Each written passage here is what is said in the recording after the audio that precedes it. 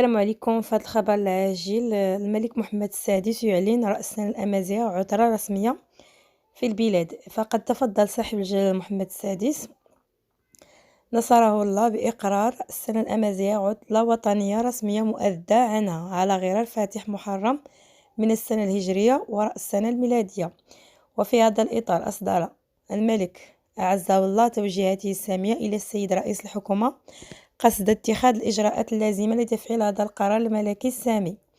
ويأتي هذا القرار الملكي تجسيدا للعناية الكريمة التي ما فتئ يوليها جلالته حفظه الله للأمازيغية باعتبارها مكونا رئيسيا للهوية المغربية الأصيلة الغنية بتعدد روافدها ورصيدا مشتركا لجميع المغاربة بدون استثناء، كما يندرج في إطار التكريس الدستوري الأمازيغية كلغة رسمية للبلاد إلى جانب اللغة العربية.